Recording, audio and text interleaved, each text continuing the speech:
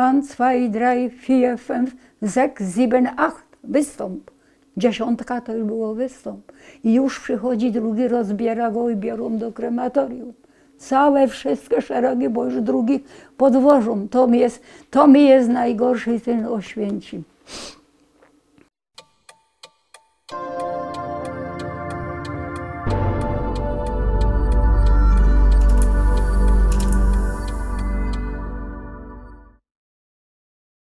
Mój tata był bez pracy. Zaczęli szukać Niemcy, wystawić tych bezrobotnych, tych głodnych do Niemiec. I zostałam ja wystawiona. Miałam 15 lat, bo tato mówi tak, mama już była słabsza, chora, młodsza siostra. Mówi teraz, jak tatę wywiezą tam do pracy, to się tym zajmie. Mnie zawieźli do Ogrodzieńca, to była gmina, i zwozili z wszystkich wiosek takich podejrzanych jak ja. I czekaliśmy do wieczora. Na wieczór przyszedł lekarz, wszystkich nas pobadał, czy ktoś nie jest jakiś chory, żeby zdrowych, młodych i starszych brali, mężów, co nie mieli pracy, żeby byli zdrowi ludzie. I w ten czas na nogach piechotą, nie było asfaltu, z Ogrodzieńca do Zawiercia na nogach 4. Tam my zaszli, podjechał pociąg, ciemny pociąg, bo już był wieczór, okna czarne. Otwarli drzwi, postawili wszystkich i jedziemy. I wywieźli do Niemiec, do Bałorów. I tam wysadzili, Bałorzy czekali, pozabierali. Praca. Krowy doić. To rano taka sztuba miałam, co spałam już za drzwi. Angela, aufstehen, kije melken. Aniela, wstaj, krowy doić. Angela, aufstehen, kije melken. Dziecko takie młode, 15-letnie. Nie umiałam siąść pod to jeszcze, bo tak jak w domu byłam inaczej chowana. No i co? Jak się krowy wydoiło, to w ten czas się poszło w pole, buraki hakać, okopować cały czas. Dali tylko taki fartuch z worka związany. Czy deszcz, czy pogoda, to się w polu pracowało. Ta Baworka to była dla mnie bardzo dobrą kobietą. Ona była z Obyślezien i ona miała 5 dzieci. Bardzo chorowała. Ona mnie zawołała, zrobiła sznitę dla dzieci, tak nazwane, i mówi, zaprowadź pod szkołę te dzieci, bo ja nie dam rady. I Niemcy się obrazili, że Polka, Polka. Chciałam wrócić do domu, bo siostra moja przysłała taki telegram, żebym wróciła. I Baurowi mówię, żebym chciała jechać. Baur mi już napisał taką karteczkę, że mnie zwalnia na 7 dni, żebym dojechała. Właśnie przyjechałam tutaj i w ten czas zachorowałam, bok mnie bolał. Tata ze mną poszedł do szpitala, do Olkusza, a Olkusz mówi tak, lekarz, że to jest wyrostek. Trzeba by zoperować, mówi, żeby się nie rozwalił. Pamiętam, taki lekarz był Rzatkowski, chirurg, bardzo dobry. No i zoperował mnie i dostałam 4 czy 5 tygodni zwolnienia, bo w ten czas nie tak dawali, a jeszcze tata też prosił, żeby jak dłużej, to może bym się już została. No tak to było. No i tyle, że przyjechałam do domu, 1, 2, 3 po tym operowaniu. Niemcy się upominają o mnie, bo drugiego nie dostali. Co tu zrobić? No i w ten czas doszło tak, że czy ktoś mnie przeskarżył, czy co, że przyszli Niemcy na wieczór, zabrali mnie w Ogrodzieńcu. To jest kościół, uliczka taka wąska. I to się nazywało, jak to u nas mówią, koza, nie? Do kozy cię wsadzili. Tam był jeden pokój, drugi pokój, w środku korytarz, a mnie wsadzili w ten pokój po prawej stronie. Już siedziała starsza kobieta. I weszła. I moja babcia się dowiedziała, upiekła chleb i przez te granice przed zamcze przeszła prosto do mnie, do ogrodzieńca, jak siedzę w tej celi.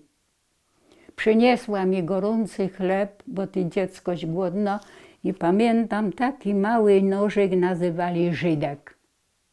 To se ukroisz. I poszła. A ja siedzę.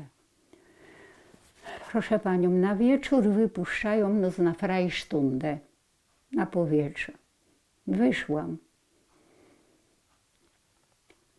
Patrzę, z powrotem zamkli drzwi. Znaleźli dwóch chłopaków, bo to była granica na Podzamczu, Celand i Gubernia. I oni robili taki czmukiel, czy pieniądze, czy żywność. No handlowali, bo ludzie byli głodni. I w nocy te chłopaki przechodzili przez granicę i ci Niemcy ich złapali. A ja siedzę w tej celi, niech pani teraz wie. Ich złapali, wprowadzili w nocy i zamknęli drzwi. Cichutko szum. Rano nas wypuścili na Freistunde, a ci chłopaki wyszli tak, bo wiadra nam dawali na noc, no do załatwienia się, nie? I te chłopaki zauważyli, bo drzwi były zasuwane taką zasuwą, a w tej zasuwie były dziurki. Zobaczyli to i wzięli od mojego wiadra obłąk, oderwali. I ten nożek wzięli, więc nas z powrotem zamknęli. Wieczór, idziemy spać, Niemcy poszli spać, chłopaki śpią. A chłopaki już widzieli, że ten poszedł, co nas pilnuje, wzięli się za robotę. Z tego od wiadra obłąka zrobili haczyk, pogrzebacz. I te zastawa, co była na drzwiach, zahaczyli, odsunęli mnie. Siebie to już sami odsunęli, a mnie odsunęli i mówią tak, uciekamy, chodź, okno już jest otwarte. A ja mówię tak, panowie, przecież ja was nie znam, ja nie wiem, gdzie ja pójdę, ja tym oknem nie wyskoczę. A oni mówią, my ci pomożemy i uciekamy. A ja mówię, nikogo nie znam, gdzież oni uciekają? Oni pójdą, chłopaki, wiedzą skąd przyszli, po co przyszli, a ja wyjdę kawałek i zaraz mnie Niemcy zabiją albo zaszczelą, gdzie pójdę, lasy wokoło. Do Ryczówka kawał drogi, a po co pójdę, jak mnie tam już aresztowano? Siedzę. Niemcy jak przyszli, jak zobaczyli to, że ci uciekli, mówią, co się stało, huk, szum. I w ten czas pod wodę i mnie z powrotem do Zawiercia, do pociągu, a z Zawiercia do Sosnowca na ulicę Towarową 16 do więzienia. Zawiózł mnie ten Niemiec pod drzwi, tak blachowe, otwarte drzwi. Zadzwonił, wyszła Niemka, otwarła drzwi, ja tak sobie stoję, a ona mi mówi tak, Achtung! Ja nie rozumiałam jeszcze, to było baczność po niemiecku. I trzymam te ręce, a tym kluczem tak, raz. Nie możesz stać, raz. To było moje zajście do więzienia. Feldkommando zrobili, młode dziewczyny wybrali nas, feldkommando to było w polu robota. Z Towarowej szliśmy czwórkami pod więzień. Tam w tym więzieniu siedzieli mężczyźni. Wszyscy tacy, co złapani czy wywiezioni. I tam sadzili chłopaków na noc, a na rano wyprowadzali wszystkich do kopalni, bo to na Śląsku było. I oni szli na kopalnię, a my robiły w tym ogródku. A na każdym rogu był Niemiec i pilnował, czy ktoś nie podchodzi. Bo było ludzi, których siedziało dużo, a rodzina nie znała, nie wiedziała. Więc oni nas prosili, jak pójdziecie z powrotem, dawali nam grypsy. Wiecie państwo, co jest gryps? Paluszki, poskładane papiery mi nazwane, żeby to dać rodzicom, żeby rodzice wiedzieli, że on jest, ktoś gdzie siedzi, czy trzeba coś podać, czy co. No to my te grypsy przenosiły. A nie wolno było mnie działy mieć, nie rzucić, jak była pusta ulica. Aha, to była Radocha. Z Radochy do tej była pusta ulica, żeby tego grypsu nie rzucić. Tylko tam, gdzie idzie dużo ludzi i tak rzucać. Jedny podnosił, drugi nie, ale przeważnie Polacy podnosili. I łączyli się z rodziną. Tu u nas w Ryczówku mieszkała młoda dziewczyna, znała język niemiecki w szkole. I napisała list na prośbę mojego taty do Bauera, że ja wracam, żeby nie upominał się już, że ja wracam. Z tego Sosnowca, jak mnie wzięli, to nas wieźli i zbierali po wszystkich więzieniach z powrotem do tego. I szedł transport do Oświęcimia. I ja zajechałam do Nysy. Nie do Nysy, przed Nysą. To było, nie pamiętam gdzie, na wieczór otwarli te ludzi, powysadzali wszystkich i mnie też wysadzili. I ja mówię tak, Matko Boska, to już teraz Oświęcim, widzę, Auschwitz-Birkenau, Boże. Stanęłam, ustawione chłopy, kobiety po tej stronie, Niemcy ino chodzą, takie pajcze mają po tym, pies koło nich, a mnie prowadzi na dół do drzwi. Otwiera te drzwi, otwarła i mówi, Laus, tu będziesz do rana. Ja wejrzałam, betonowy taki bunkier, zawilgocona podłoga, deska położona, żebym na suchym stanęła i zatrzasła drzwi i koniec. Matko Bosko, no nie wiem, co się będzie robiło. Całą noc przepłakałam, już nie było łez. Wie pani, że wstyd mnie powiedzieć, że była burza, że prosiłam Boga, żeby się skończyło. Już nie chciałam wracać. Ja mówię, moje koleżanki, moje wszyscy w domu, a ja tak cierpię, za co? Rano otwarli. Raus, Aufstehen. Wyszłam, nic nie widzę, bo wie pani, z ciemnoty jak wyszłam, a słońce świeciło, tak mnie oślepiło. Tak stoję przy tych drzwiach, a ona mówi, kom dalej. No doszłam, patrzę, stoją mężczyźni, wszyscy w tych czapkach, pasiakach i takiej, no. Nie były kości, no te ramiona tak sterczały. Widzę dzisiaj, jak oni stali pod płotem, a wychodzi ten Niemiec, liczy. 1, 2, 3, 4, 5, 6, 7, 8, wystąp. 10 to już było wystąp. I już przychodzi drugi, rozbiera go i biorą do krematorium. Całe wszystkie szeregi, bo już drugich podwożą.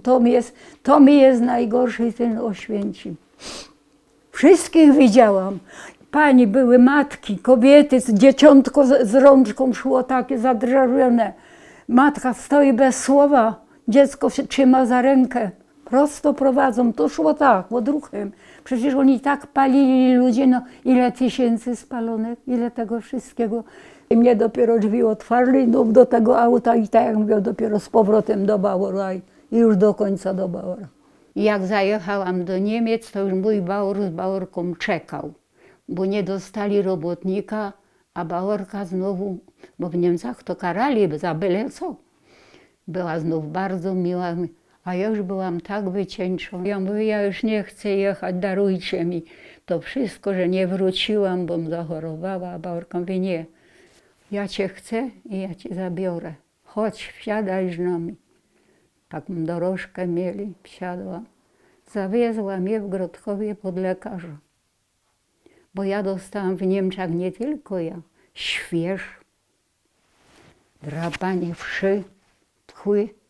Tam nie było kąpieli, nie było nic. I w ten czas ta Bauerka mnie zawiozła prosto do lekarza. A w poczekalni siedzą Niemcy i już Verfluchter Pulsza. Już pierwszy stok. To było zawsze. Ale weszłam. Lekarz był bardzo dobry, Bauerka z nim porozmawiała. Dał mi leki. Powiedział, 2 dni nie wychodzi z łóżka. Na wieczór kąpiel, smarowanie, na rano kąpiel, smarowanie i niech odpoczywa. No i dopiero wyszłam. No dopiero mnie to wszystko zginęło. Ten śwież, też wszy, to wszystko do pracy pomału. I już dopracowałam do końca.